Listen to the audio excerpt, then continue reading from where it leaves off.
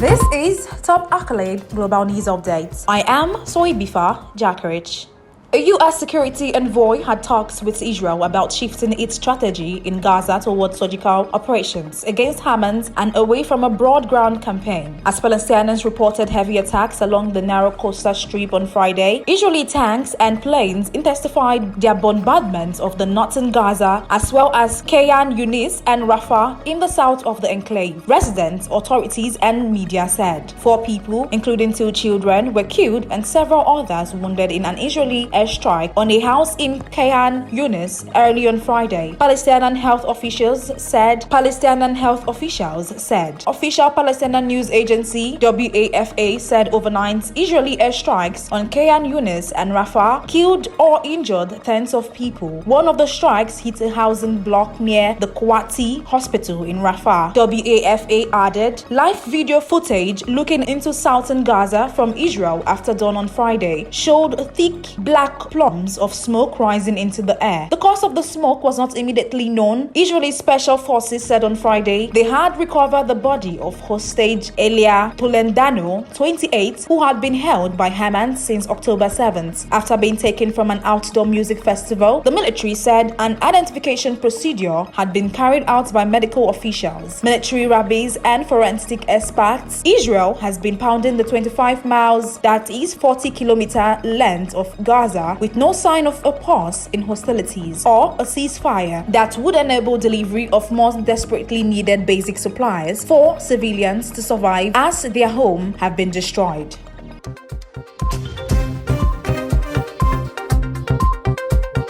European Union leaders agreed to open membership talks with Ukraine even as it continues to fight Russia's invasion, but they could not agree on a €50 billion package of financial aid for Kyiv due to opposition from Hungary. At a summit in Brussels, other leaders bypassed objections from Hungarian Prime Minister Viktor Orban by getting him to leave the room while they took the historic step of agreeing to start accession negotiation with a country at war. But they could not overcome resistance from Orban, who maintains close ties to Russia, to a revamp of the bloc's budget to China vital financial support to Ukraine and provide more cash for other EU priorities such as managing migration. They ended talks on the financial package, which requires unanimity of the 27 EU leaders in the early hours of Friday morning, and said they would try again in January, with some voicing optimism a deal could be clinched then. Officials said leaders of 26 of the EU's 27 member countries were satisfied with a promised budget proposal put forward by Summit chairman Charles Michel. Orban has urged Ukraine should not get such large amounts of money from the EU budget as it is not part of the bloc. Other leaders have assured Kyiv they channel aid to Ukraine outside the EU budget if Budapest maintains its blockade. The news on the financing struck a bittersweet note for Ukraine, coming just hours after leaders agreed to open membership talks. Although membership would likely be many years away, the decision at a summit in Brussels takes Ukraine a step closer to its long-term strategic goal of anchoring itself in the West and liberating itself from Moscow's orbits. The move came at a critical time for Ukraine after its counter-offensive against Russian forces has failed to make major gains, and with US President Joe Biden so far unable to get a $60 billion package for Kyiv through the US Congress.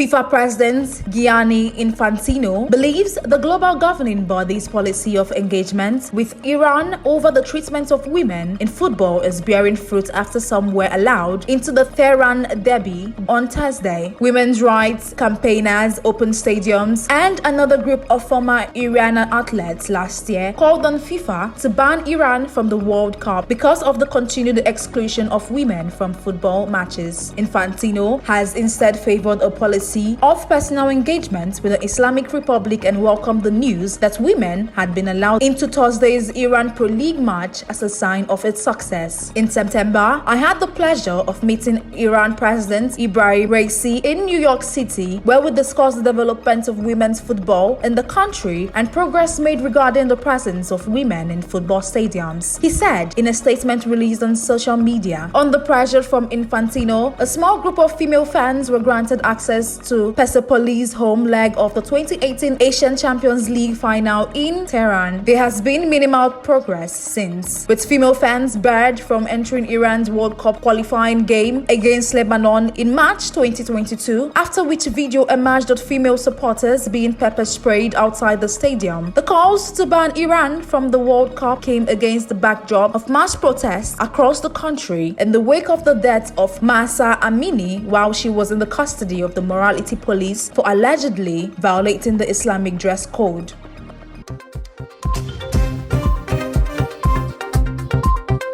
Cold wave extended its grip over China on Friday, with temperatures plummeting to below freezing across most of the country, causing authorities to limit traffic flows on highways in several provinces after vehicles collided on icy patches. Temperatures will drop to below minus 40 degrees Celsius, that is minus 40 degrees Fahrenheit, in parts of the northeastern province of Heilongjiang and the region of Xinjiang in the northwest, along with Inner Mongolia and provinces of Gansu and Qinghai, according to forecasts from China's National Meteorological Center. The cold wave that began the start of this week is moving through the country from north to south and is expected to drag temperatures lower into weekend, even as the Meteorological Center say rain and snow will decrease. In Henan province, snowfall and icy roads, along with heavy fogs, caused multiple accidents on several expressways,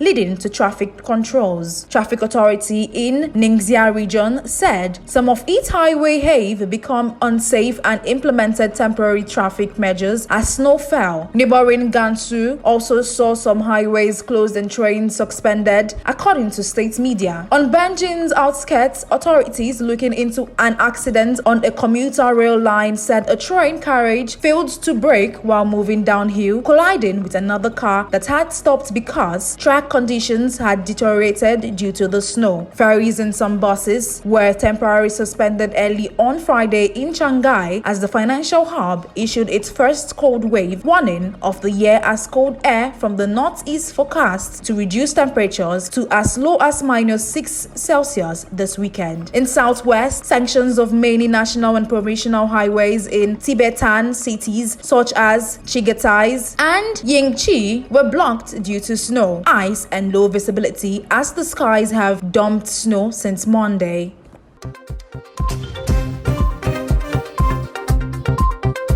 Coal use is expected to reach a record high in 2023 as demand in emerging and developing economies remains strong. The International Energy Agency (IEA) said in a report on Friday, demand for coal is seen rising 1.4% in 2023, surpassing 8.5 billion metric tons for the first time, as usage in India is expected to grow 8% and that in China is seen up 5% due to rising electricity demand and weak hydropower output. The IEA said in the European Union and United States, however, coal use is set to drop by around 20% each in 2023. The report said coal use is not expected to decline until 2026, when the major expansion of renewable capacity in the next 3 years should help lower usage by 2.3% compared to 2023 levels, even with the absence of stronger clean energy policies. However, global consumption is forecast to remain well over 8 billion metric tons in 2026. The report said to reach goals set by the Paris Agreement, the use of unabated coal would need to fall significantly faster. It added, China is expected to account for more than half of the global renewable expansion over the next 3 years, causing coal demand in the country to fall in 2024 and plateau through 2026, the IEA said. Half of the world's coal use comes from China, so the outlook for coal will be significantly affected in the coming years by the pace of clean energy deployment, weather conditions, and structural shifts in the Chinese economy, the report said.